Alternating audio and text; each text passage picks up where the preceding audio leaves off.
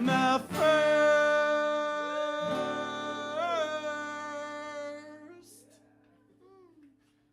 day of my vacation, they turned the lights out. I sat there in the dark and prayed for death. I wrote a song. I thought it was stupid, even though I know not all of them can be the best. I read with a flashlight for several hours, waiting for the electrician dude to come and fix the breaker, for love to save me. But that was not the message that got through. No, death is the only thing that makes this interesting. You know in your heart that you'd get bored. Death is the only thing that makes this interesting. Why in hell on earth would you want more?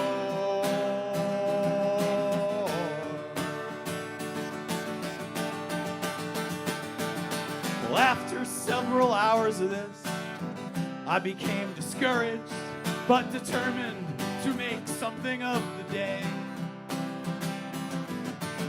I went to the open mic to get some rage out and play my song, but I got number 58.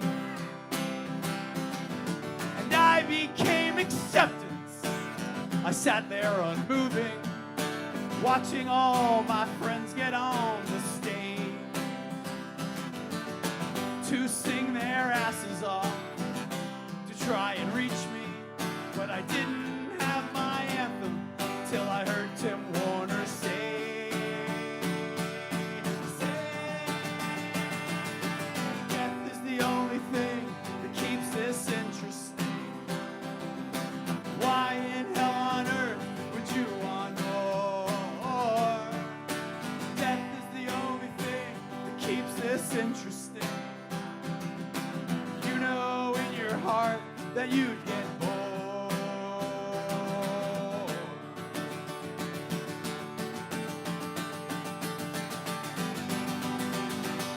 Dad!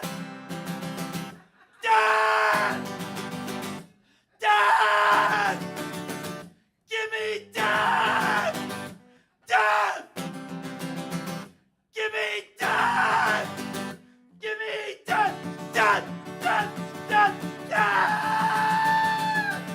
Well, I took my piranha, antagonized it, and smeared its shit around where I knew you would see.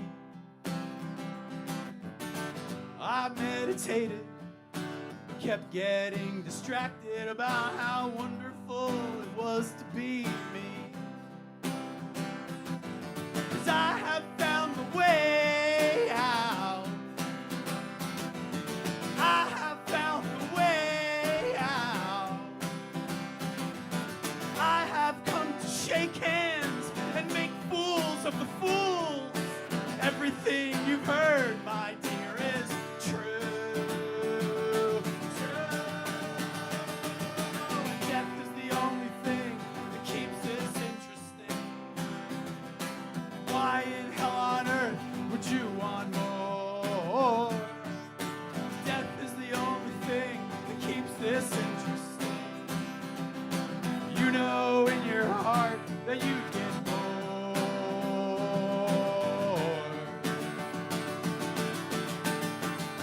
So give me death.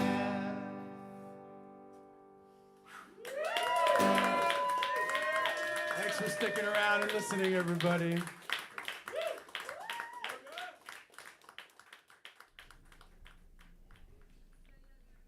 Now, maybe it's just me, and it probably is. You ever notice nobody talks about Generation X? You know, boomers are blamed, right? Millennials, they get analyzed. Gen Z, they get documentaries. But we're just here, like the middle child who's already made his own dinner and doesn't need a ride. But here's what people miss. We didn't grow up with content. We grew up with moments. And moments had scarcity. If you missed your cartoon on Saturday morning, that was it. There was no watch later. There was only, dude, you blew it. And somehow that trained us. We all learned to be on time for things that mattered. We learned that not everything is waiting for us. We didn't binge our childhood. We caught it live. Standing in line for concert tickets, that wasn't an inconvenience. That was an investment. You stood outside for hours in bad weather because you wanted something bad enough to suffer for it. And nobody complained. No QR code, no verified fan, just hope and cigarettes. Waiting wasn't wasted time. Waiting was proof. Waiting meant it mattered. Now, if something takes 6 seconds to load, people assume civilization has collapsed.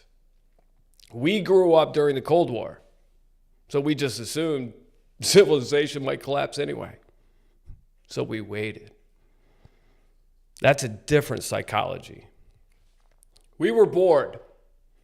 And boredom wasn't a crisis. Boredom was a workshop of raw material. You'd disappear for 6 hours with a bike and come back with a story. No helmet, no GPS, no share location. That bike wasn't exercise. It wasn't cardio. It was freedom. It was sovereignty. When it squeaked, the chain dipped, you fixed it. You didn't Google it. You flipped it upside down. I don't know. You guessed confidently. That was Gen X engineering. It was, don't ask me where I am. I'll be back when the street lights come on. That sentence built more character than most podcasts. We built forts out of carpet scraps and milk crates like we were founding small republics. No instructions, no adults, no safety disclaimer, just imagination and trial and error. And when it collapsed, we rebuilt it. That's friction. Friction makes things matter. And then there was the empty house, man. You'd come home at 8 years old, no phone, no camera, no check-in, just silence and responsibility. You let yourself in. You made your own snack. You burnt the toast. You learned. You did your homework. But you didn't burn the place down. That wasn't neglect. That was early competence. We learned consequence in real time. It was training. We learned nobody's coming. Handle it. That's not trauma. That's management training. We grew up during nuclear war drills. They'll say, okay, kids, if the bomb drops, get under the desk. Right? Under the desk. You know what I mean? Like laminated particle board was going to deflect thermonuclear fire. And that's the moment that we all kind of realized, oh, the adults are playing pretend too. And that didn't make us anxious, right? It made us equal. We were in third grade watching Challenger blow up on a TV that the teachers rolled into the classroom. No content warning. There was no replay, no clip, no thank piece. Just silence. A room full of kids staring at smoke in the sky. A shared silence. And then recess. And that kind of emotional whiplash, that builds durability. Right? We didn't process it through a comment section. We processed it together, and that mattered. We watched Watergate tapes. We watched the AIDS crisis unfold. We watched Iran-Contra hearings. We watched OJ drive 35 miles an hour and hold a nation hostage live in real time.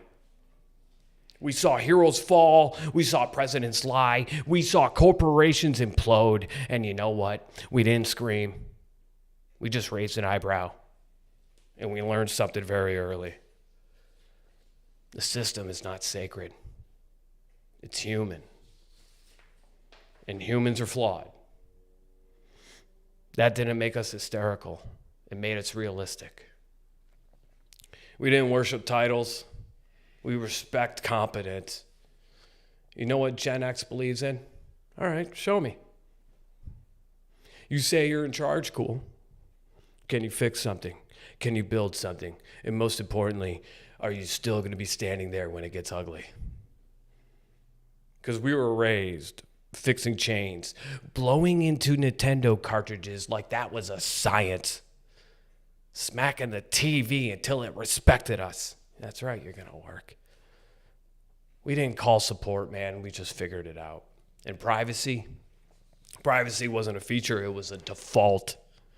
If you embarrassed yourself, 12 people knew it, and it died in the parking lot and became folklore. Now our worst moment comes with storage and a search function. We grew up without an archive of our stupidity, and I think that allowed evolution. You could be an idiot at 16 and not have it reappear at 46 unless that's on you. You were allowed to grow without documentation. Now everything is visible. And visibility feels very risky to us because in our world, visibility, that meant vulnerability. We grew up before the internet, then we grew up with it, and now we live inside it.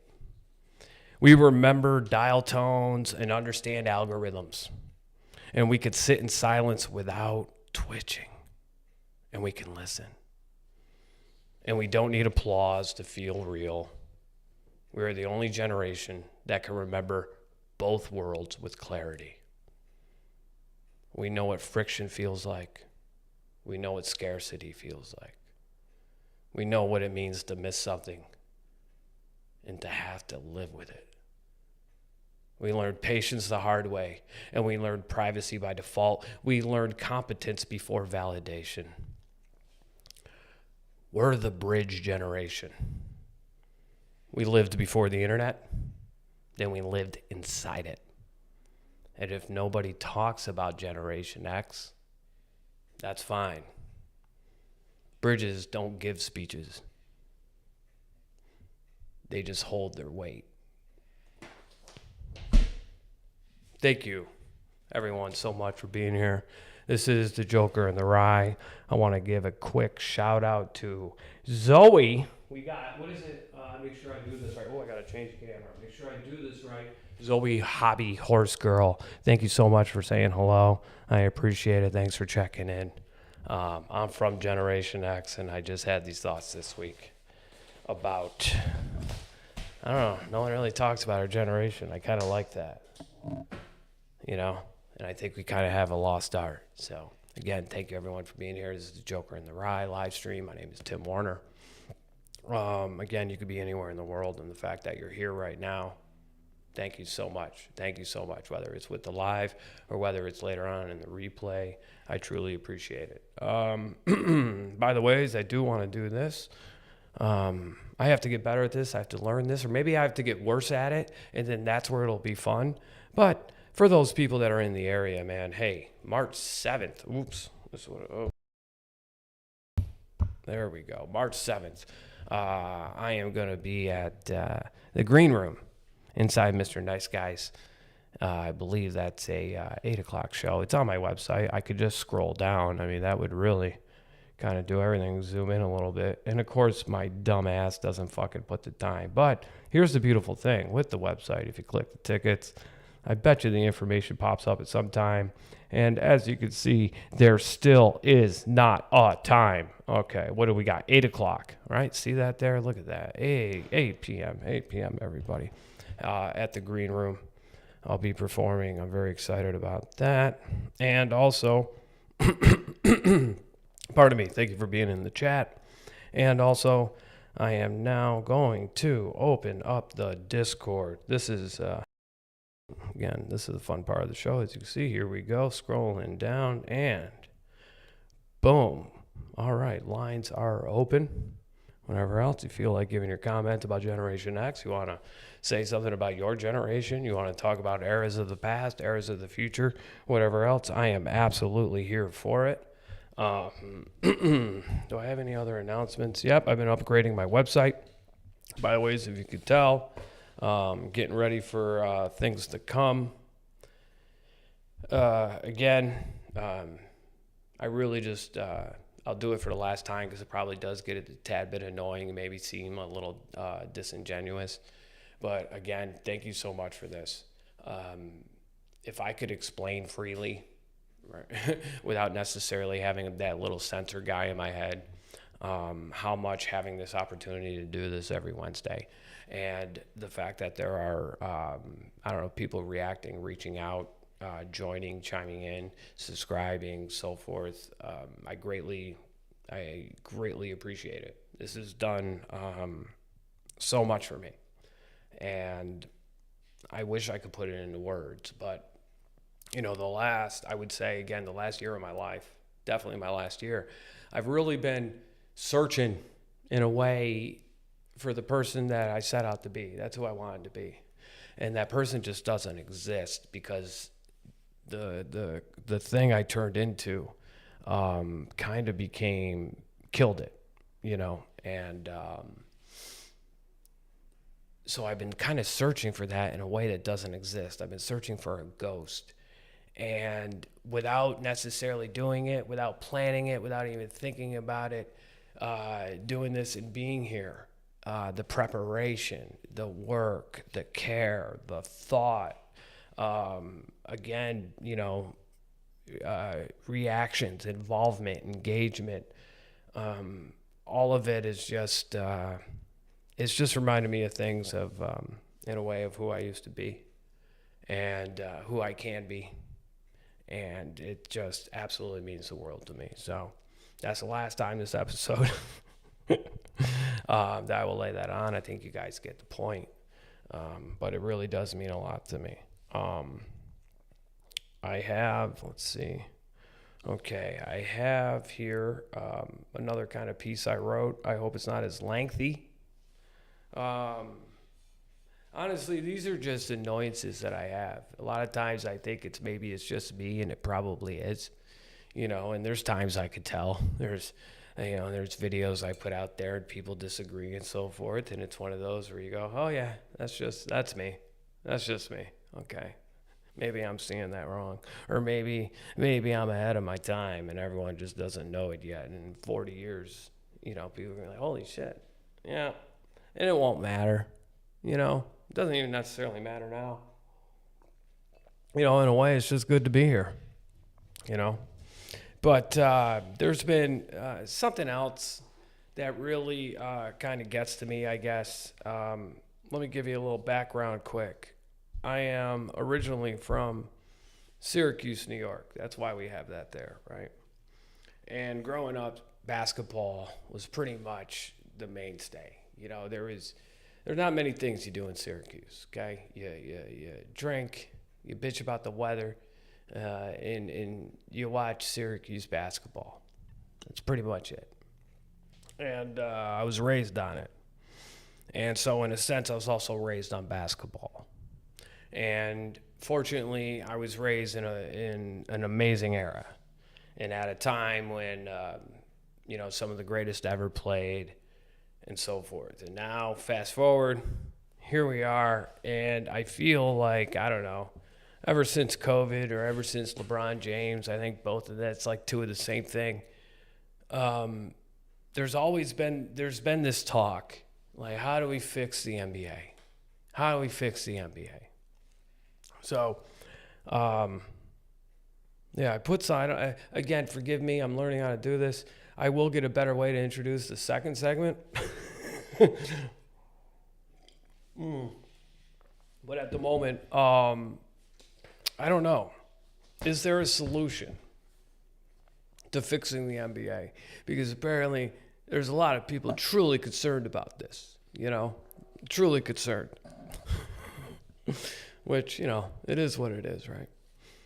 It's what makes the world go around. It's great to be here. Every February, sports media acts like the NBA just forgot how to dribble. This isn't the 90s. Nobody plays defense. It's nothing but threes. Damn Europeans. LeBron's a sheep. He doesn't know his father because he was made in a lab. Okay. Relax.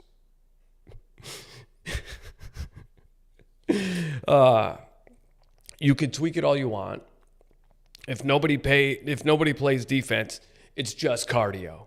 They scored 211 points in an all-star game. 211 points. That's not competition. That's LinkedIn with pink sneakers. Everyone networking, everyone smiling, nobody guarding anything except their brand. Stars won't even do the dunk contest anymore. What if I lose? Lose what? You're 6'8", you can jump over a sedan, and you're afraid of a meme? Kevin Durant is one of the greatest scorers ever, arguing from a burner account. And it's like, that's not dominance. That's insecurity with Wi-Fi. LeBron James offensively drops 40. Doesn't guard anyone, but look at the numbers. Every loss comes with context. Every win comes with a documentary. It's basketball, not a Marvel origin story. And people go, well, we just need to change the format. No. Really. The rim, still 10 feet. The ball's still round. They didn't fill it with bees. It's not the rules. It's the mentality. In the 90s, those guys played like rent was past due. You never wondered if they were sitting out because of the mattress was unfamiliar. They talked trash. They hit the floor. They took bruises. Now an NBA post-game interview feels like group therapy. Oh, there are too many back-to-back games. Oh, the travel's hard. Oh, there's so many different beds. You're 27. You're hydrated. You're fine. Because here's the uncomfortable part. It's not just the NBA. That sounds like us. You ever stand at a counter waiting for someone to finish texting whatever before they take your order? And then they get mad because you don't tip 25%. What a dick. You ever call someone? They don't answer just to immediately text you back. Sorry, I couldn't get to my phone. You ever watch someone film themselves working out instead of working out? You ever see a comic do an hour of crowd work because their writing feels aggressive? Where are you from ain't an act. That's geography. And I know this because it used to sound like me. I wasn't lazy. I was addicted. I had effort, just misdirected effort. I'd grind for drinks. I'd grind for drugs, grind for validation, but not grind for discipline. When I failed, I blamed gatekeepers, the system, the algorithm, cancel culture, shadow bans, Mercury in retrograde, anything but me. I was load managing my accountability.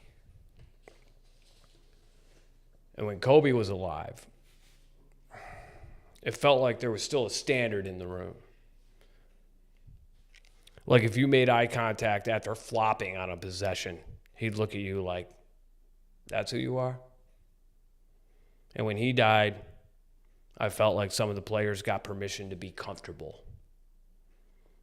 So now I try to judge myself the way Kobe judged effort. I look in the mirror and I go, so this is who you are?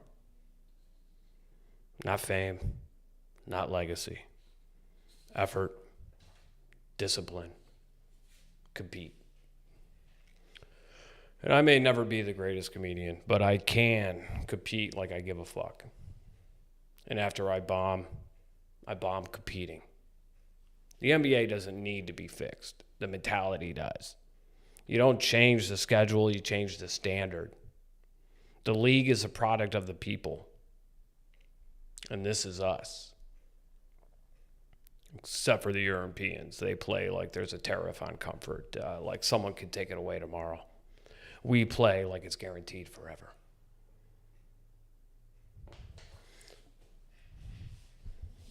Oh, that's my take. So hopefully, Stephen A. Smith, if you're out there, buddy.